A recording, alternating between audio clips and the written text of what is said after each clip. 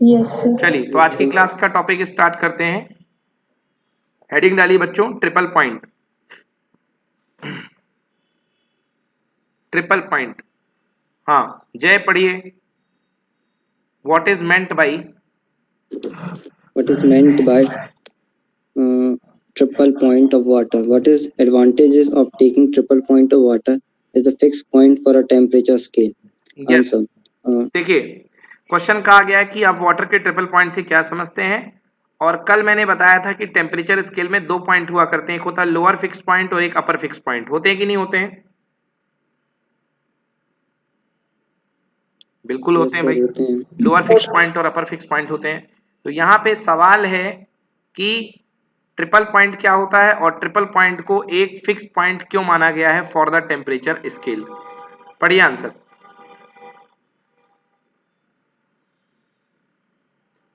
Triple point of water is the state at which the three phases of water, namely ice, liquid water, and water vapor, are equally stable and coexist in equilibrium. It is unique because it occurs at a specific temperature of 273.16 K and a specific pressure of 0.46 centimeter of Hg column. Thus, for water, T is equals to 0.46 centimeter of Hg, T 273.16 K Kelvin or 0.01 degree Celsius.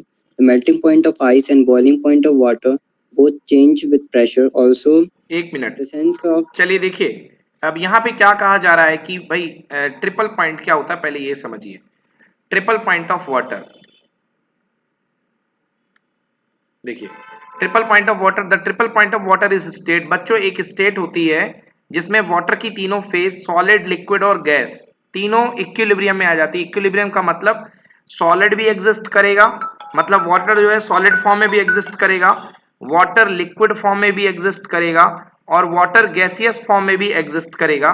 तो ऐसी मतलब ये जो स्थिति होती है, इस समय जो टेम्परेचर होता है उसको बोलते हैं ट्रिपल पॉइंट। मतलब तीनों फेज साथ में एग्जिस्ट करती हैं और इस समय जो ट्रिपल पॉइंट का टेम्परेचर होता है T triple point is equals to बच्चों हुआ करता है 273.16 डिग्री सेंट तो सॉरी केल्विन, या इसी को बोलते हैं हम 0.01 डिग्री सेंटीग्रेड। नोट कर लीजिए।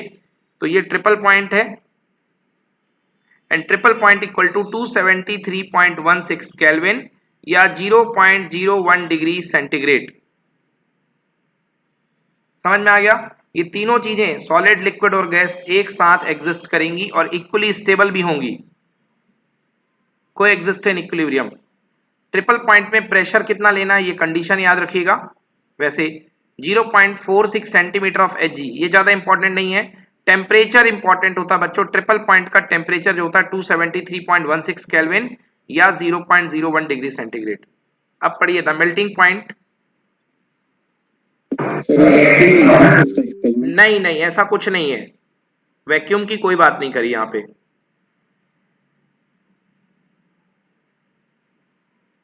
चलिए पढ़िए। The melting point of ice and boiling point of water both change with the pressure. Also, the presence of impurities changes their values. But the triple point of water has a unique temperature and is independent of external factors. So the triple point of water is preferred as a fixed point for a temperature scale. In the absolute Kelvin scale, the triple point of water is assigned the value 273.16 Kelvin.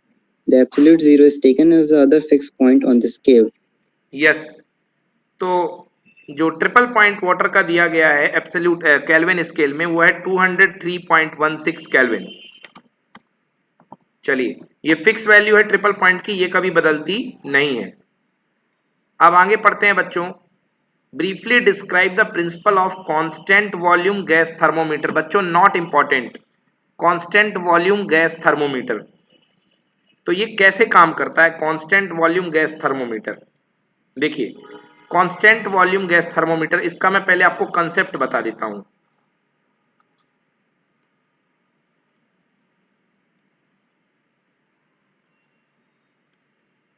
Constant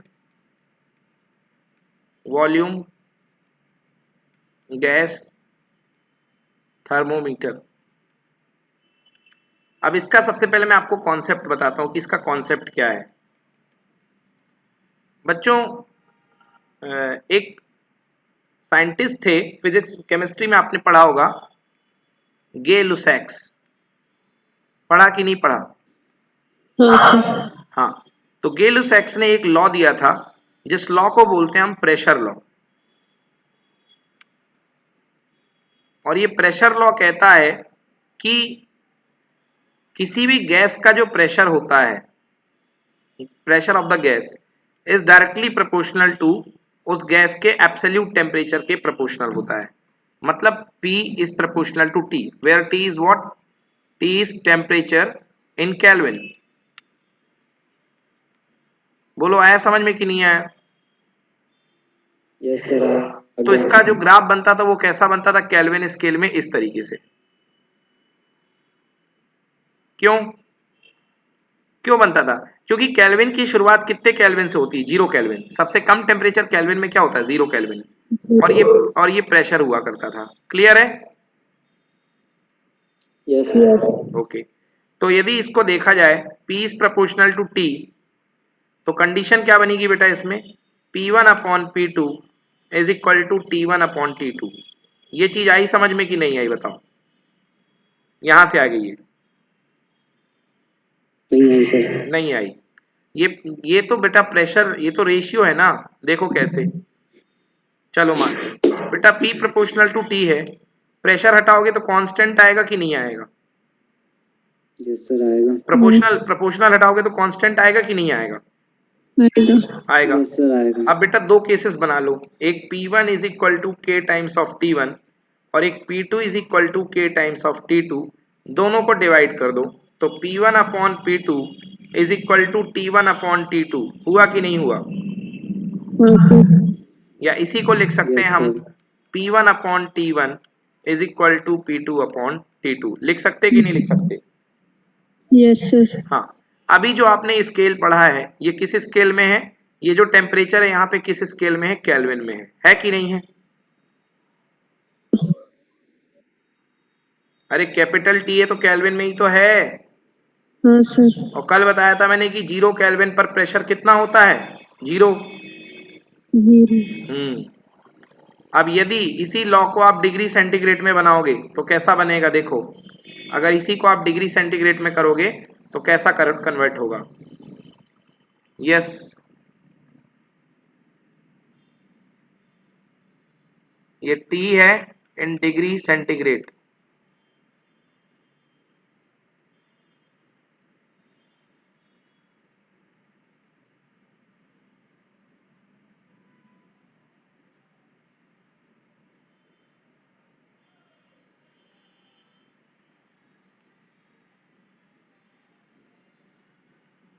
-273.15 degree centigrade पे बताइए pressure कितना हो जाता था gas का? कल पढ़ाया था। सर 0। वेरी गुड बेटा।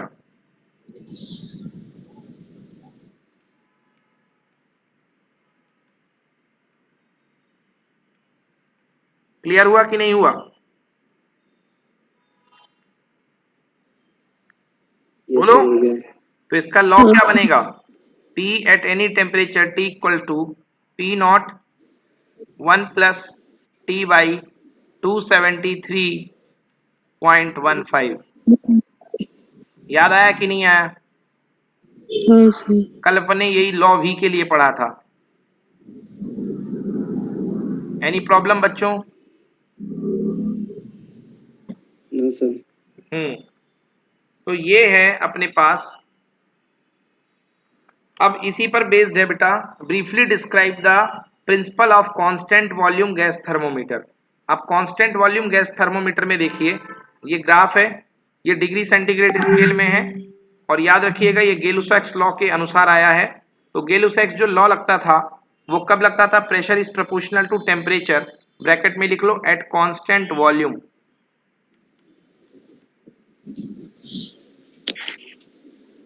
कांस्टेंट वॉल्यूम होने पर लगता था।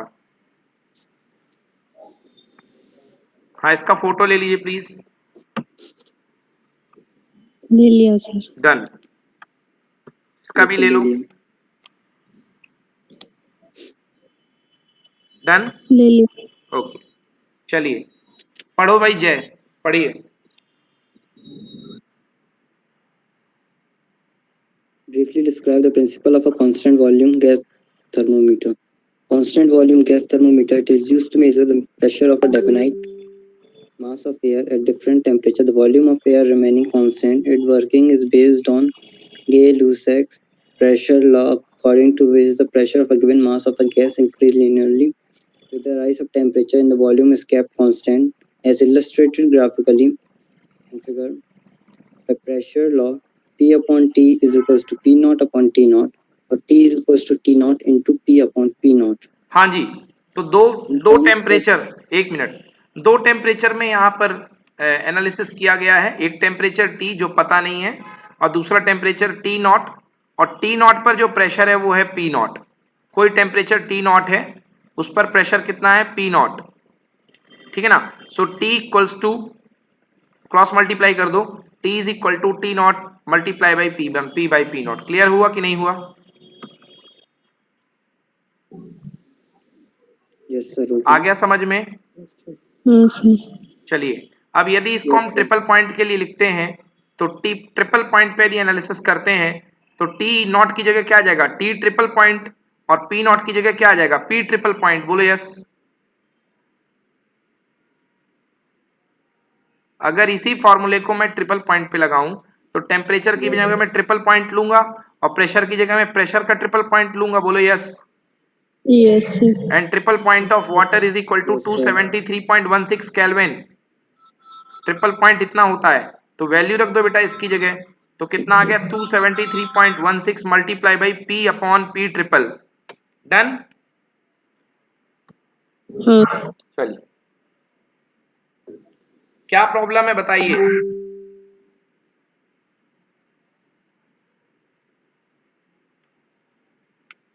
कोई प्रॉब्लम है क्या? No sir. ओके, चलिए पढ़िए Harshita. Advantage of using gas thermometer. Advantages of using gas thermometer. First, as the expansion of the gas is large, so the gas thermometers are very sensitive. Second, the gases expand uniformly and regularly over a wide range of temperature. Third, the increase of pressure of a gas with temperature is independent of the nature of the gas. Fourth, gas thermometers can be used for a wide range of a temperature. Yes, तो ये इसके advantage हैं कि gas thermometer को हम क्यों use करते हैं। तो गैस थर्मोमीटर इन वजहों से इस्तेमाल में लाया जाता है। चलिए यहां तक का जो टॉपिक था इसमें से केवल जो इंपॉर्टेंट बात थी जो एग्जाम में आ सकता है इस वर्ष की मैं बात कर रहा हूं, वो थी यूनिट हीट की। हीट की यूनिट पूछी जा सकती है। और दूसरा इंपॉर्टेंट क्वेश्चन जो बनता है वो है मैकेनिकल इक्विवेलेंट ऑफ हीट, जे क्या होता है। तो जे इंपॉर्टेंट है, जे इक्वल्स टू आपको याद होगा डब्ल्यू बाई क्यू, याद है? J equals to W by Q. Okay, चलिए अब इंपॉर्टेंट लाइफ टाइप यहां से शुरू होता है। What is meant by thermal expansion of a body? What are the different type of thermal expansion? बताइए कि थर्मल एक्सपेंशन क्या होता है और कितने टाइप के थर्मल एक्सपेंशन हो सकते हैं। चलिए पहले मैं जनरल बात करता हूं आपके सामने थर्मल एक्सपेंशन के बारे में कि थर्मल एक्सपेंशन कितने टाइप के होते हैं और क्या होता है। मान लीजिए बच्चों आपके पास कोई ये लोहे की एक पट्टी सी रखी हुई है, लोहे का ब्लॉक रखा हुआ है। तो जब आप इसको गैस से गर्म करेंगे तो इसके मॉलिक्यूल जो इसके अंदर है, इसके एटम और मॉलिक्यूल, इनकी जो एनर्जी होगी वो बढ़ेगी या घटेगी? एनर्जी बढ़ेगी। एनर्जी बढ़ने के कारण इनके जो वाइब्रेशन है वो लार्ज वाइब्रेशन हो जाएंगे कि स्मॉल वाइब्रेशन हो जाएंगे? लार्ज। और लार्ज वाइब्रेशन होने के कारण इसकी साइज बढ़ना शुरू हो जाएगी या कम होना शुरू हो जाएगी? बढ़ना। किसी एक तरफ से ही बढ़ेगी या हर तरफ? एक तरफ बढ़ेगी या हर तरफ बढ़ेगी? हर तरफ बढ़ेगी। हर तरफ बढ़ेगी, मतलब लेंथ में भी चेंज आएगा, एरिया में भी चेंज आएगा और वॉल्यूम में भी चेंज आएगा, है ना जी बच्चों? हाँ सर। हाँ, तो लेंथ, एरिया और वॉल्यूम में ये जो Yes, चेंज sir. आ रहा है इसको बोलते हैं एक्सपेंशन। एक्सपेंशन मतलब बढ़ना, एक्सपैंड करना, हाँ या ना? हाँ सर। और ये एक्सपेंशन इस दिए गए टेम्परेचर की वजह से आ रहा है, इसमें होने वाले Yes, sir. टेम्परेचर या इसकी जो हीट दे रहे हो इसकी वजह से आ रहा है। तो इसको अपन क्या बोलेंगे बच्चा लोग? Thermal expansion. क्या बोलेंगे इसको अपन? Thermal expansion. क्लियर हुआ? Yes sir. यस। तो अब हम लोग तीन Yes, टाइप के sir. एक्सपेंशन पढ़ने जा रहे हैं। एक, अगर एक्सपेंशन लेंथ में हो तो उसे बोलते हैं लीनियर एक्सपेंशन। अगर एक्सपेंशन एरिया में हो तो उसे हम बोलते हैं एरियल एक्सपेंशन। और अगर लेंथ एक्सपेंशन अगर वॉल्यूम में हो तो इसे हम बोलते हैं वॉल्यूमेट्रिक एक्सपेंशन। क्लियर हुआ? हाँ। एक और एग्जांपल मेरे को याद आ गया, मैं आपको Yes, बता sir. देता हूं बच्चों। गर्मी के समय में आपसे कहा जाता है कि साइकिल के टायर की हवा, बताओ क्या कहा जाता है? साइकिल के टायर की हवा थोड़ी कम रखो या एकदम टाइट रखो? बताओ So क्या कहा जाता है? कम भरी जाती है. बिल्कुल सही, थोड़ी कम हवा भरी कम जाती रखी है। जाती सर. हाँ, तो क्योंकि गर्मी के समय में आप जब गाड़ी को धूप में खड़ा कर देते हो तो इसमें कंटिन्यूअसली, एक तो इसका कलर होता है ब्लैक, तो ब्लैक कलर हीट क्या करता है? ज्यादा एब्जॉर्ब करता है। करेगा कि नहीं करेगा? बोलो। Yes, sir. करेगा. ये हीट एब्जॉर्ब करेगा। हीट एब्जॉर्ब करने से इसके अंदर जो मॉलिक्यूल हैं, इन मॉलिक्यूलर की मोशन बढ़ जाएगी कि घट जाएगी? बढ़ जाएगी. बढ़ जाएगी। मतलब ये बढ़ जोर, जाएगी सर. मतलब ये जोर की स्पीड से प्रेशर लगाएंगे। ये दीवार पे जो टायर की दीवारें हैं इस पर जोरों का प्रेशर लगाएंगे कि धीरे का प्रेशर लगाएंगे? जोरों का। जोरों का। तो जोरों का प्रेशर लगाएंगे, मतलब ये क्या हो जाएगा? एक्सपेंड हो जाएगा। और जरूरत से ज्यादा एक्सपेंड हो जाएगा तो टायर कमजोर होकर के क्या हो जाता है? ब्लास्ट हो जाता है। समझ में आया कि नहीं आया? Yes sir. तो इसको बोलते हैं थर्मल Yes, sir. आ एक्सपेंशन। गया. इसको बोला करते हैं थर्मल एक्सपेंशन। ठीक है, चलिए तो इसको डिटेल में पढ़ेंगे अब हम कि थर्मल एक्सपेंशन क्या होता है। हर्षिता एकदम क्लियरिटी के साथ पढ़िएगा, थोड़ा सा पढ़िए। What is meant by? What is meant by thermal expansion of a body? What are the different types of thermal expansion? Thermal expansion: almost all solid, liquid, and gases expand on heating. The increase in the size of a body when it is heated is called thermal expansion. Different types of thermal expansion. First, linear expansion. It is the increase in the length of a metal rod on heating. Second, superficial expansion. It is the increase in the surface area of a metal sheet on heating. Third, cubical expansion. It is the increase in the volume of block on heating. हाँ बच्चों, तो तीन तरीके के expansion होते हैं। जिसको मैंने एरियल एक्सपेंशन कहा उसका नाम है सुपरफिशियल एक्सपेंशन, और जिसको मैंने वॉल्यूमेट्रिक एक्सपेंशन कहा उसे बोलते हैं क्यूबिकल एक्सपेंशन, क्योंकि क्यूब जो होता है हमें वॉल्यूम की याद दिलाता है, उसमें वॉल्यूम हुआ करता है। तो तीन तरीके के थर्मल एक्सपेंशन हमको देखने को मिलेंगे। क्लियर है बच्चों यहाँ तक? Yes, sir. ओके, तो ये हमारे हो गए Yes, sir. थर्मल एक्सपेंशन तीन तरीके के। अब चलिए, अब इस पर बेस्ड हम रिलेशन पढ़ते हैं कि थर्मल एक्सपेंशन कितना होता है। देखिए बच्चों, अब जैसे मैंने आपके पास दो आपको मेटल दे दिए हैं। सपोज मैंने गर्मी के समय में आपको दो रॉड दे दी। जैसे मान लो एक मैंने आपको रॉड दे दी आयरन की, ये आयरन रॉड है, और एक मैंने आपको रॉड दे दी है बच्चों कॉपर की। एक सेकेंड, हाँ, और एक मैंने आपको रॉड दे दी है कॉपर की। ये ले लीजिए, ये कॉपर रॉड है। दोनों को बच्चों, दोनों का इनिशियल टेम्परेचर जो था, मान लो दोनों 12 डिग्री सेंटीग्रेड पे रखे हुए थे। नहीं नहीं नहीं नहीं नहीं, रूम पे रखे हुए थे। रूम टेम्परेचर कितना होता है? 27 डिग्री सेंटीग्रेड। तो इसका टेम्परेचर भी T1 27 डिग्री सेंटीग्रेड था और इसका टेम्परेचर भी T1 27 था। मैंने आग लगाई, मैंने आग लगा करके दोनों को गर्म किया और तब तक गर्म किया जब तक कि इसका टेम्परेचर बढ़ करके T2 का कितना ना हो जाए, मान लो 200 डिग्री सेंटीग्रेड। तो इसको भी मैंने 200 पे ला दिया और इसको भी गर्म करके मैंने 200 पे ला दिया। बोलो बच्चों, समझ में आया कि नहीं आया? बोलो। यस सर, आ गया। हाँ, अब पहली चीज, मेरा पहला सवाल जो आपके मन में गलत गलत कंसेप्ट बने हुए उनको देखो। क्या मैंने दोनों रॉड को सेम टेम्परेचर डिफरेंस तक गर्म किया कि नहीं किया? यस सर, किया। किया। अब सवाल है कि क्या मैंने दोनों रॉड को सेम हीट दी कि नहीं दी?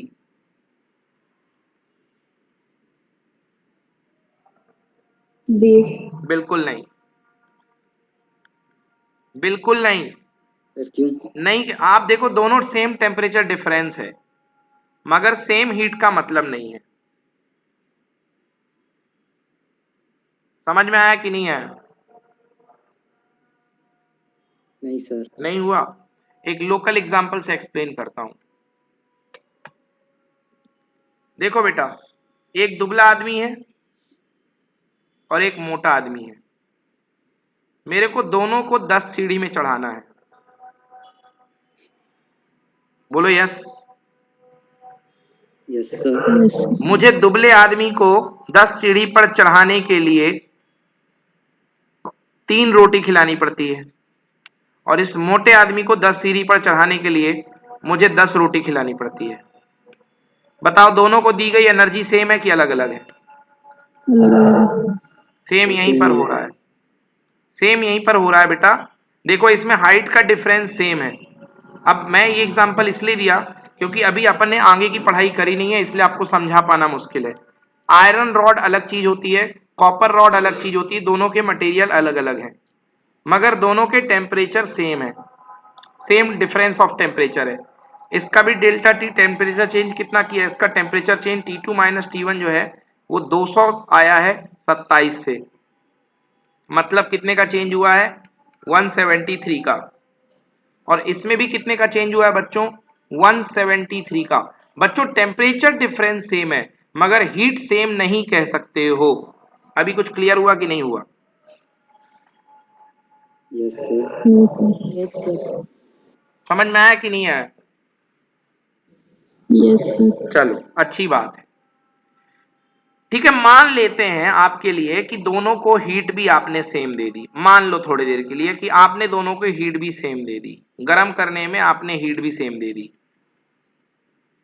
वैसे तो चलिए आपने सेम हीट दे दी, इसको भी आपने दे दी कितनी, मान लो इसको आपने दे दी 600 कैलोरी और इसको भी आपने दे दी 600 कैलोरी। अब मुझे ये बताओ कि सेम हीट देने पर ये आयरन है और ये कॉपर रॉड है। बताओ दोनों में सेम लेंथ का एक्सपेंशन होगा, मतलब ये दोनों सेम लेंथ में बढ़ेंगी, या आयरन ज्यादा बढ़ेगा कॉपर कम बढ़ेगा, या कॉपर ज्यादा बढ़ेगा या आयरन कम बढ़ेगा, या दोनों ही सेम बढ़ेंगे, या दोनों बिल्कुल नहीं बढ़ेंगे? बताओ।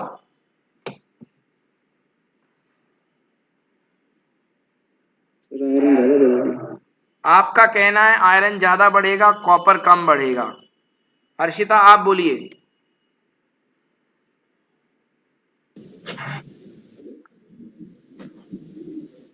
दोनों सेम बढ़ेंगे या दोनों नहीं बढ़ेंगे, या आयरन बढ़ेगा कॉपर बढ़ेगा, कॉपर बढ़ेगा आयरन नहीं बढ़ेगा? बताओ जल्दी। सर आयरन बढ़ेगा। चलिए आयरन बढ़ेगा। ठीक है, जवाब हमें बाद में मिल जाएगा कि आयरन ज्यादा बढ़ेगा या कॉपर बढ़ेगा। मतलब आप क्या कह रहे हैं कि दोनों को टेम्परेचर देने के बाद आयरन ज्यादा लंबा हो जाएगा और कॉपर थोड़ा सा छोटा रह जाएगा। बच्चों यही कह रहे हो ना आप?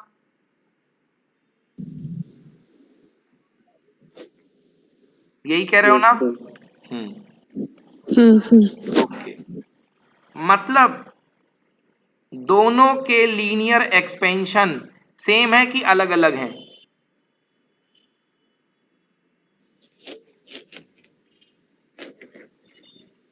इतना टाइम लगेगा इसका जवाब देने में? अलग अलग है। अलग अलग है, दोनों के लीनियर एक्सपेंशन जो है अलग अलग है। तो बच्चों कोई ना कोई प्रॉपर्टी है किसकी? मटेरियल की। मटेरियल की कोई ना कोई प्रॉपर्टी तो है जो तय करती है कि हम में कितना एक्सपेंशन होगा, किस रेट से, किस रफ्तार से एक्सपेंशन होगा। समझ में आया कि नहीं आया? उस प्रॉपर्टी को बोलते हैं कोफिशिएंट ऑफ लीनियर एक्सपेंशन। क्या बोलेंगे? यस। तो बच्चों अगर मेटल की लेंथ में चेंजेस हो रहे हैं तो कोफिशिएंट ऑफ लीनियर एक्सपेंशन दोनों मेटल का आपको पता होना चाहिए। जिसका कोफिशिएंट ऑफ लीनियर एक्सपेंशन ज्यादा होगा वो मेटल तेजी से बड़ा होगा, जिसका कोफिशिएंट ऑफ लीनियर एक्सपेंशन कम होगा वो मेटल स्लोली स्लोली बड़ा होगा। और इस घटना को, लेंथ के बढ़ने को बोलते हैं हम लीनियर एक्सपेंशन। समझ में आया कि नहीं आया? यस हर्ष तुम्हें नहीं आया कुछ? आ गया सर। ओके चलिए तो पढ़ते हैं। सबसे पहले कोफिशिएंट ऑफ लीनियर एक्सपेंशन क्या होता है। लीनियर एक्सपेंशन तो जान गए आप लोग कि लीनियर एक्सपेंशन क्या होता है। लीनियर एक्सपेंशन मतलब हीट देने पर किसी मेटल की लेंथ में चेंज होना, उसको बोलते हैं लीनियर एक्सपेंशन। अब हम पढ़ रहे हैं कोफिशिएंट ऑफ लीनियर एक्सपेंशन। चलिए पढ़िए Harshita.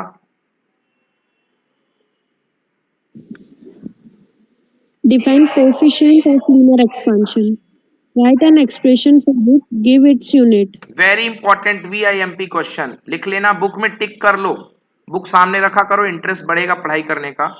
Define coefficient of linear expansion. Coefficient of linear expansion को डिफाइन करो, इसके लिए एक्सप्रेशन लिखो और इसकी यूनिट बताओ। चलिए पढ़िए। Coefficient of linear expansion. Suppose a solid rod of length L is heated through a temperature delta T and its final increased length is L dash. It is the found from experiment that first, increase in length is proportional to rise in temperature, that is L dash minus L is directly proportional to delta T. Second, increase in length is proportional to original length, that is L dash minus L proportional to L।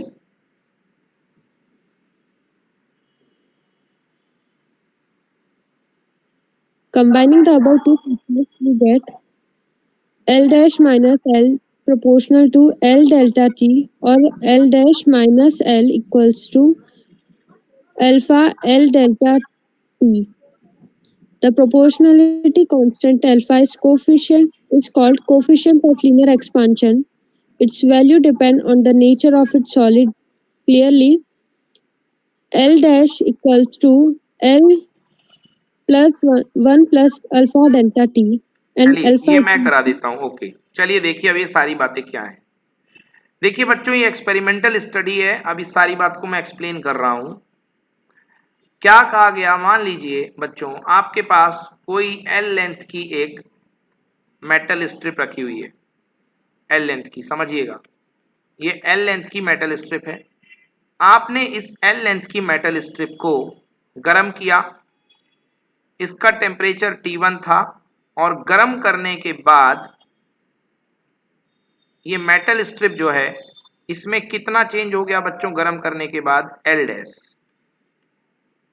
तो old length कितनी थी? L, और जो बदल करके new length आई है वो कितनी है? L plus L dash. बोलो है कि नहीं है? ओके। पुराना टेम्परेचर T1, नया टेम्परेचर T2, तो चेंज इन टेम्परेचर कैसे बोला जाता है बच्चों? Delta T that is equal to T2 minus T1। Clear हुआ कि नहीं हुआ? चेंज इन टेम्परेचर नया माइनस पुराना। अब देखिए कंसेप्ट क्या है। Yes, sir, हो कंसेप्ट गया। ये है कि चेंज कितना आया है। चेंज आया है लेंथ में, कितना चेंज आया है? L dash. आया कि नहीं आया? हाँ सर। L dash. तो एल डैश चेंज आया है। चेंज कितना आया है? नई, एक मिनट बच्चों, देखिए ये न्यू लेंथ एल डैश ले लिया, सॉरी, तो थोड़ा सा वेरिएशन कर लो, बस थोड़ा सा वेरिएशन, ज्यादा नहीं। हाँ, नई वाली जो टोटल लेंथ है बच्चों एल डैश है। टोटल लेंथ, ये अकेला एल डैश नहीं है, पूरी लेंथ है एल डैश। तो चेंज कितना हो गया? New length minus original length, L dash minus L. तो जो चेंज आया है वो कितना हो गया? नई वाली लेंथ हो गई थी एल डैश, पुरानी लेंथ थी एल, तो चेंज कितना हो गया बच्चों? चेंज इक्वल टू हो गया L dash minus L. Okay, तो चेंज इक्वल टू कितना हो गया? L dash minus L. अब ये चेंज जो आया है इतना है एल डैश माइनस एल। जो चेंज आया है, क्या कह रहा है वो चेंज? कि जो चेंज है वो प्रोपोर्शनल टू है चेंज इन टेम्परेचर। मतलब जितना ज्यादा आप टेम्परेचर में चेंज करोगे उतना ज्यादा लेंथ में चेंज आएगा। मतलब L dash minus L is proportional to delta T. बोलो यस। Yes sir. देखो समझ में आया तभी यस बोलना, जबरदस्ती नहीं बोलना। L dash minus L proportional to delta T, मतलब जो चेंज इन लेंथ आ रहा है वो चेंज होने वाले टेम्परेचर के प्रोपोर्शनल होगा। समझ में भी आ रहा है, क्योंकि जितना ज्यादा आप टेम्परेचर चेंज करोगे उतना ज्यादा लेंथ चेंज होगी। यस और नो? हाँ sir. And change in length जो है वो खुद ओरिजिनल लेंथ के प्रोपोर्शनल होगा। मतलब यदि आपकी ओरिजिनल लेंथ, लंबाई लेंथ वायर की बड़ी थी तो चेंज भी बड़ा होगा, और अगर वायर छोटी थी तो उसमें चेंज भी छोटा होगा। हाँ या ना? Yes sir. हाँ। तो ये है नंबर 1 और ये है नंबर 2। तो दोनों को कंबाइन कर दो तो L dash minus L is proportional to L delta T. होगा कि नहीं होगा? होगा। होगा। Now L dash minus L equal to is proportional to L delta T. बेटा प्रोपोर्शनलिटी कांस्टेंट गायब करो, L dash minus L equal to alpha L delta T. ये आ गया अल्फा एल डेल्टा टी। ठीक है ना? क्या आ गया? एल हाँ dash sir. Minus L equal to alpha L delta T. बेटा यहां से एल को इधर ले जाओ तो एल डैश इक्वल टू क्या हो जाएगा? माइनस एल जाएगा, वहां हो जाएगा प्लस एल।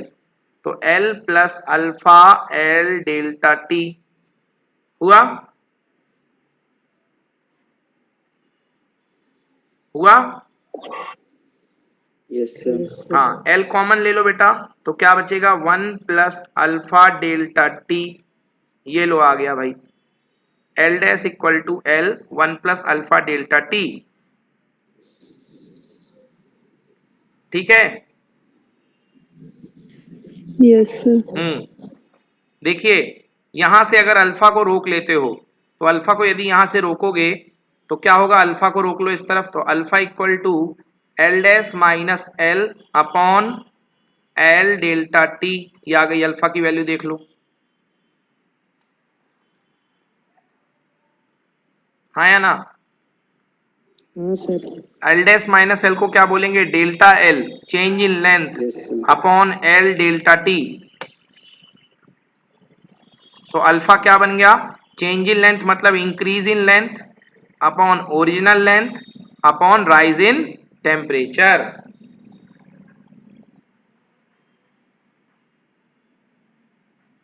ठीक है?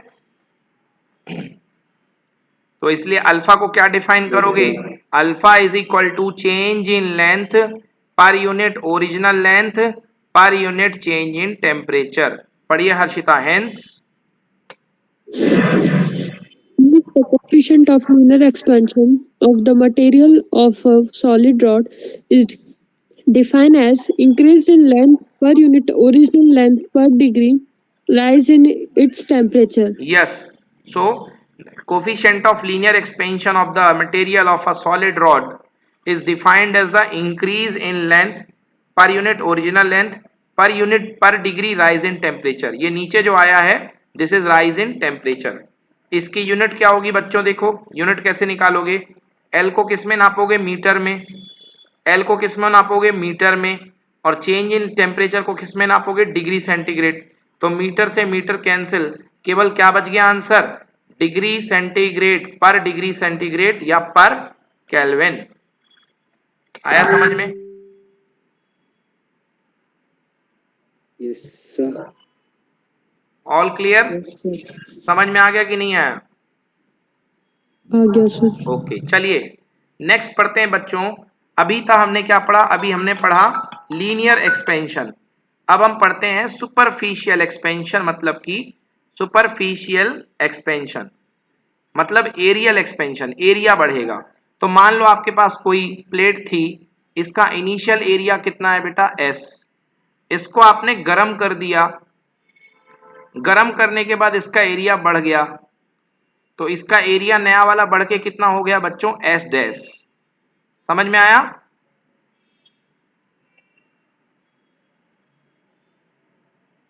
हाँ सर. यस. पढ़ो जय. डिफाइन.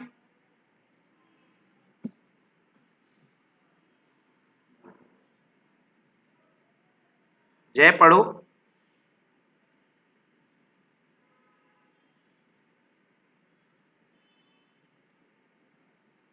चलो हर्षिता आप ही पढ़ो. Define. Define coefficient of superficial expansion and give units. Coefficient of superficial expansion. Suppose a metal sheet of initial surface area S is heated through a temperature delta T and its final surface area becomes S dash. Then S dash minus S proportional to delta T and S dash minus S proportional to S. That since S dash minus S proportional to S delta T or S dash minus S equals to beta S delta T. The proportionality constant beta is called a coefficient of superficial expansion and its value depends on the nature of material. Clearly, S dash equals to S1 plus beta delta T and beta equals to S dash minus S upon S delta T equals to delta S upon S delta T, or beta equals to increase in surface area upon original surface area into rise in temperature. Hence, the coefficient of superficial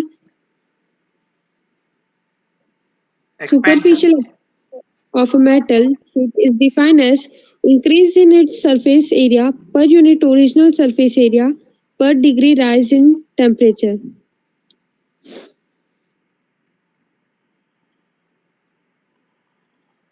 Next, the unit of beta is degree centigrade inverse और kelvin inverse. चलिए ये clear है? बताइए कि नहीं है clear? Clear करूं?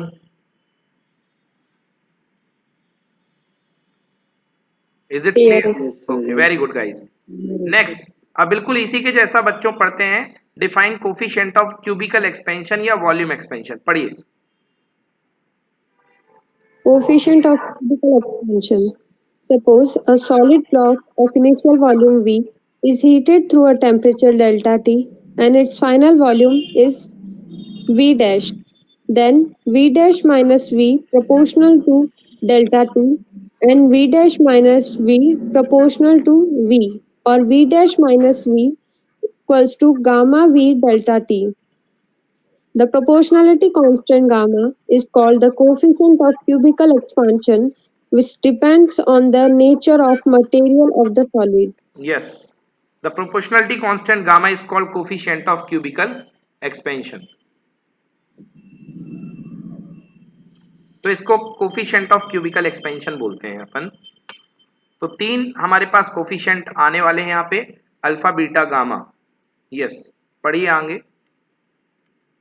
Clearly V Clear. dash equals to V dash equals to 1 plus gamma delta T dash T, and gamma equals to V dash minus V upon V delta T equals to delta V upon V delta T, or gamma equals to increase in volume upon original volume into rise in temperature. Hence, the coefficient of cubical expansion of a substance is defined as increase in volume per unit original volume per degree rise in its temperature. The unit of gamma is centigrade inverse or Kelvin inverse. inverse. हाँ, clear हो गया ये सारा का सारा। Yes, sir. चलिए, तो ये बहुत इंपॉर्टेंट है। Yes, sir. आपको कुछ ना कुछ पूछेगा, अल्फा की डेफिनेशन, बीटा की डेफिनेशन या गामा की definition. Alpha is called coefficient of linear expansion, beta is called coefficient of superficial expansion and gamma is called coefficient of cubical expansion. बच्चों लिख लो अपनी बुक में VIMP, यहां से क्वेश्चन बनेगा आपका, यहां से क्वेश्चन बनेगा। चलिए, अब एक जनरल नॉलेज की मैं बात पूछता हूं। बच्चों मुझे ये बताइए कि आपकी जो गैसेस होती हैं, गैसेस, गैसेस में बताइए कौन सा एक्सपेंशन कोफिशिएंट काम करेगा? Only alpha, only beta, only gamma या अल्फा बीटा गामा तीनों फॉर गैसेस?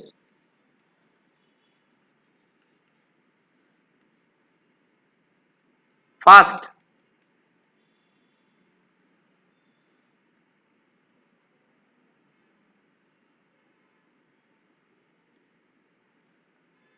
इतना टाइम लगेगा यार? आप बताओ कि आप किसी कमरे में किसी गैस को भर दोगे और आप गैस को एक्सपेंड करोगे, तो गैस जो होगी केवल सीधी लाइन में एक्सपेंड करेगी या एरिया में करेगी कि चारों तरफ करेगी, हर तरफ से? तो चारों तरफ। यस भाई, गैस कोई फौज के जवान थोड़ा ना है कि लीनियर ही एक्सपेंड करेगी, कि सीधे चलेंगे गैस के मॉलिक्यूल, कोई रिस्ट्रिक्शन थोड़ा ना होता उनमें, वो तो हर तरफ चलेंगे ना, जिगजैग मोशन करेंगे। बोलो यस की नो? Yes, sir. तो गैस में क्या आएगा, अल्फा बीटा या गामा?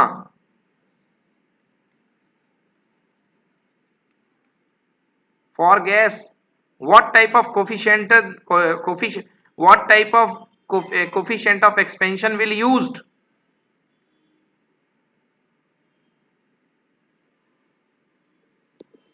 Alpha beta. गलत, अल्फा यूज नहीं होगा, अल्फा होता है लीनियर के लिए। बीटा भी यूज नहीं होगा, बीटा होता है एरिया के लिए। ओनली गामा यूज होगा, क्यूबिकल एक्सपेंशन। हाँ या ना? हाँ सर। यस, क्यूबिकल एक्सपेंशन होगा केवल गैसेस में। समझ में आया? Yes sir. चलिए, अब देखिए, जो गैसेस जो होती हैं वो टेम्परेचर को लेके बहुत भयंकर सेंसिटिव हुआ करती हैं। Question number 17, how does the coefficient of cubical expansion of a substance vary with temperature? Draw gamma versus temperature curve for copper. Copper के लिए मेरे को गामा का ग्राफ बताना है। ये देखिए, तो this is not not important, it is just for reference, क्योंकि कोई रट के नहीं जाएगा ग्राफ कैसा होता है।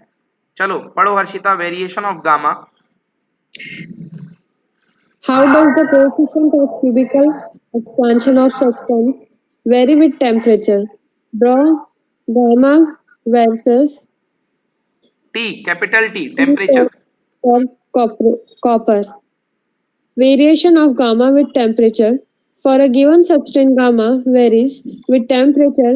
Figure shows the variation of coefficient of cubical expansion of a copper with temperature.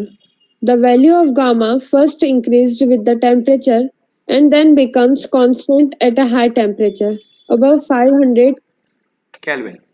Kelvin. Yes, तो देखिए शुरुआत में गामा की जो वैल्यू होती है कोफिशिएंट ऑफ टेम्परेचर की, क्यूबिकल कोफिशिएंट ऑफ टेम्परेचर की वैल्यू बढ़ती जाती है। ये बढ़ रही है, देखिए 250 तक थोड़ा कम बढ़ी, आराम आराम से बढ़ी, यहां तक आ गई। फिर देखिए 250 से लेके 500 तक जाने में थोड़ी ज्यादा बढ़ गई। देखो जो गैप हुआ है कितना हो गया है, यहां से यहां तक वेरिएशन हुआ है और फिर ऊपर जा करके nearly nearly nearly nearly constant हो जाएगा। उसके बाद एक्सपेंशन नहीं होगा, क्योंकि जितनी मॉलिक्यूलर स्पीड बढ़नी थी बढ़ गई एटम्स की। एटम्स जितनी जोर हिल सकते थे वो हिल रहे हैं और एक्सपेंशन आपका मैक्सिमम यहां तक पहुंच चुका है गामा। समझ में आया कि नहीं आया?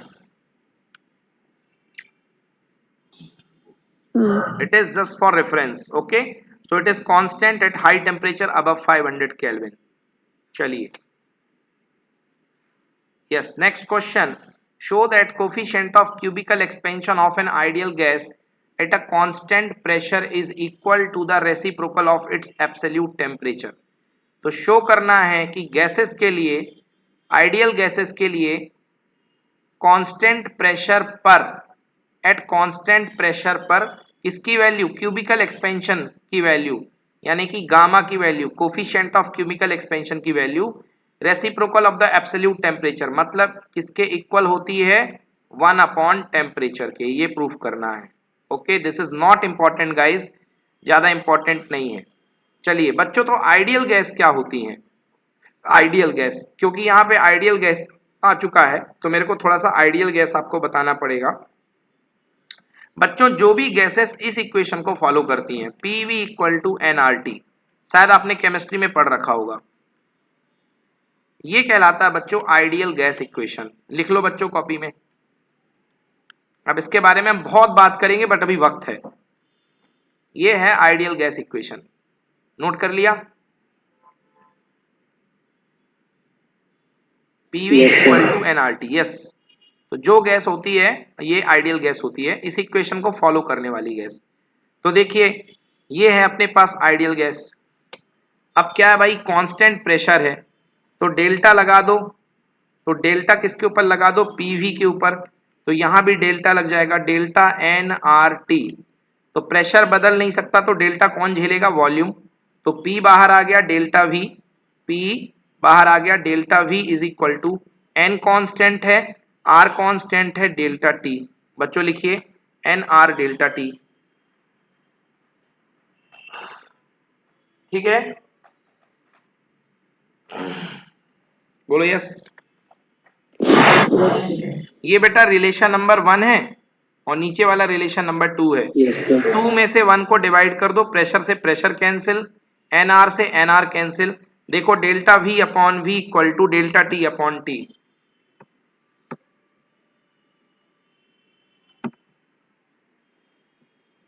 हुआ ना?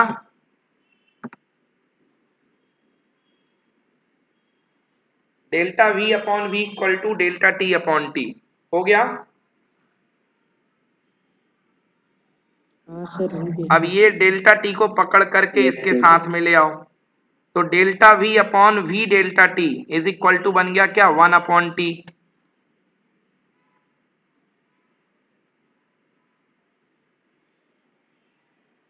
जय, delta V upon V delta T को मैं क्या पढ़ाया हूं अभी तुमको, change in volume per unit original volume per unit degree centigrade change, क्या कहलाता है delta V upon V delta T, gamma. और गामा किसके इक्वल आ रहा है बेटा, रेसिप्रोकल ऑफ टेम्परेचर। समझ में आया? Yes sir. हाँ, Yes, sir. नोट कर लो, gamma is reciprocal of temperature. तो देखो एक बात यहां से आ रही है समझ में कि अगर आप टेम्परेचर बढ़ाओगे तो गामा क्या होगा, डिक्रीज करेगा। तो आइडियल गैस के लिए अगर आप टेम्परेचर बढ़ाते हैं तो कोफिशिएंट ऑफ वॉल्यूम एक्सपेंशन या क्यूबिकल एक्सपेंशन घटता जाएगा। Hence for an ideal gas the coefficient of volume expansion decreases with increase in temperature.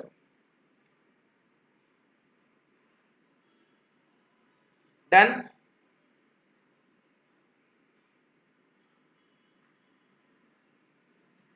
Yes, sir. Understood all?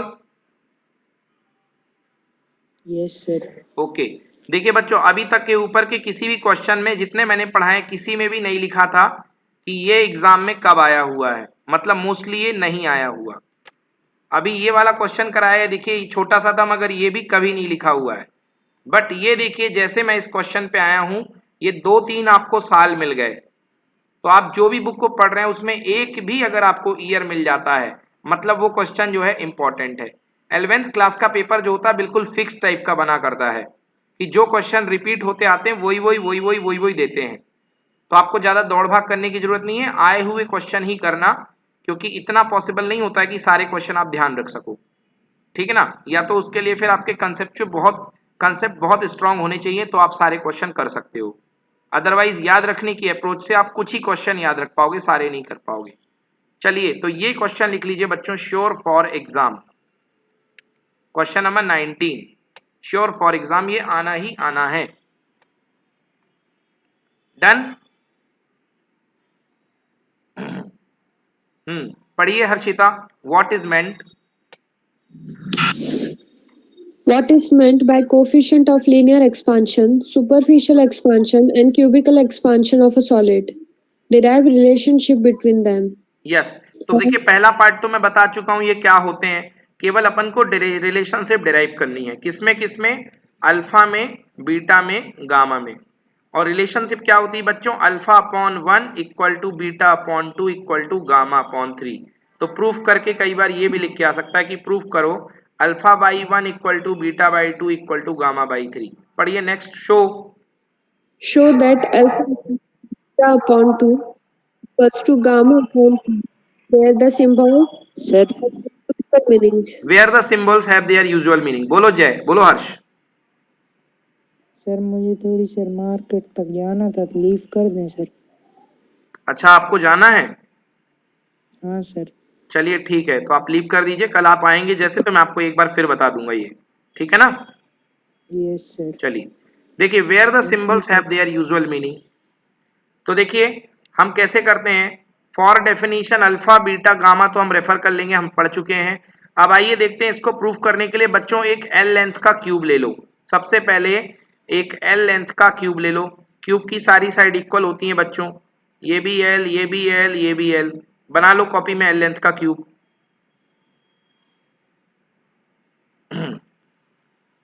चलिए तो consider a cube of length L, इसका original volume कितना होगा बच्चों, v equal to L cube, give it number 1। अब अगर आप L length के क्यूब को हीट करते हो तो इसकी जो एक बेस साइड एल है, इसमें मान लो थोड़ा सा चेंज आ गया, कितना, डेल्टा एल। तो जो नया वाली लेंथ हो जाएगी, चेंज होकर के जो नई लेंथ आएगी एल डैश, वो कितनी हो जाएगी, L plus delta L. So L dash equal to L plus delta L, और एल प्लस डेल्टा एल, और मैंने बताया था एल प्लस डेल्टा एल क्या होता है बच्चों, alpha L delta T. So you can write delta L की जगह alpha L delta T. L common ले लो, एल स्मॉल है यहाँ पे बच्चों, तो मेरे को भी स्मॉल ले लेना चाहिए।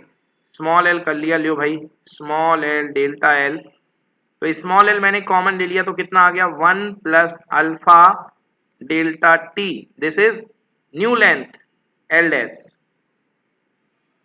डन, एग्री जय।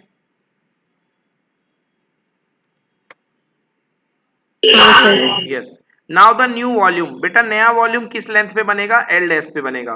तो नया volume equal to L dash का क्यूब। तो एल डैश की वैल्यू ये बेटा, इसका होल क्यूब कर दो तो ये भी हो जाएगा पावर 3 और ये भी हो जाएगा पावर 3। तो ये बन गया power 3 and power 3।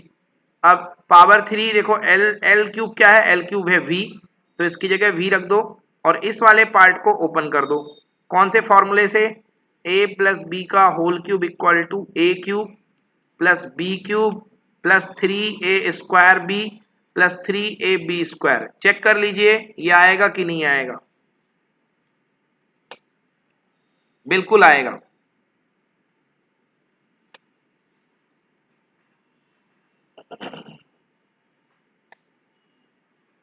Done, yes और नो।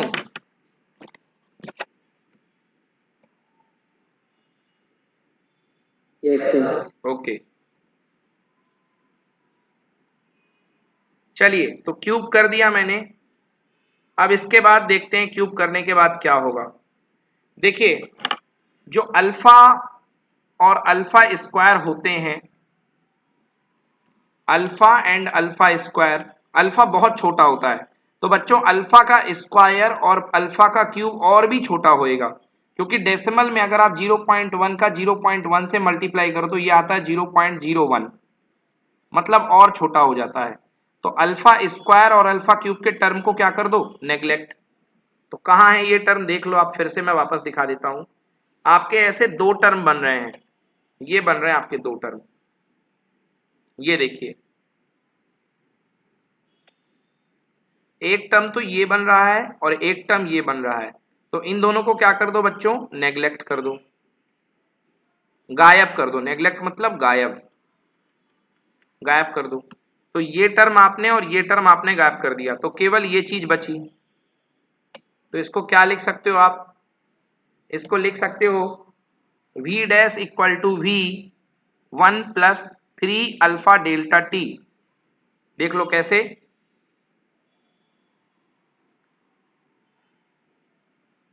ये देखिए v dash equal to v और ये वाला पार्ट 1 प्लस 3 अल्फा डेल्टा t। ठीक है हर्षिता? Yes, sir. ओके, तो इसको संभाल के रख लो, ये वाली चीज है। अब देखिए गामा की वैल्यू क्या होती है, gamma is equal to delta V upon V delta T होती है, और गामा क्या होता है, V dash minus V upon V delta T. Yes, V dash minus V upon V delta T. ये देखिए, तो v डैश की वैल्यू पुट कर दो, तो v डैश की वैल्यू कितनी है, v ब्रैकेट में 1 प्लस 3 alpha delta T minus V. बेटा इसको चलो सॉल्व करो, तो देखो कैसे सॉल्व होगा। v वन जा v प्लस 3 alpha v delta T minus V upon v delta T.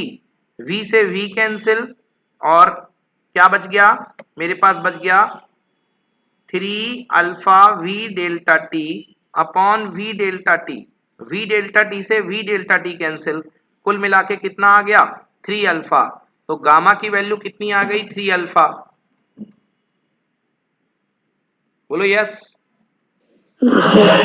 हाँ, सिमिलरली Yes, अगर sir. आप चाहें तो प्रूफ कर सकते हैं बीटा के लिए। तो बीटा के लिए आपको क्या करना पड़ेगा, बीटा के लिए आपको करना पड़ेगा एरिया इक्वल टू एल का स्क्वायर। तो A dash equal to L dash का स्क्वायर, ठीक है ना। और ये बन जाएगा आपके पास A dash equal to L dash, क्या बनेगा, L plus alpha L delta T का होल स्क्वायर, या L square common 1 plus alpha delta T का होल स्क्वायर। जब बिल्कुल इसी तरीके से इसको सॉल्व करोगे तो बच्चों आपके पास आएगा बीटा इक्वल्स टू 2 अल्फा। बोलो यस। Yes, sir. ओके, तो बीटा इक्वल टू 2 अल्फा आ गया। तो देखिए आपके पास क्या क्या रिलेशन आया। एक रिलेशन आपके पास आया गामा इक्वल टू 3 अल्फा, तो यहां से आप क्या निकाल सकते हो, alpha equal to gamma by 3। और एक रिलेशन आपके पास आया बीटा इक्वल टू 2 अल्फा, तो यहां से रिलेशन निकलेगा alpha equal to beta by 2। तो दोनों को मर्ज करके लिख दो, देखो alpha equal to gamma by 3 और alpha equal to beta by 2 को मर्ज करके लिखेंगे तो alpha upon 1 equal to beta upon 2 equal to gamma upon 3 आएगा कि नहीं आएगा।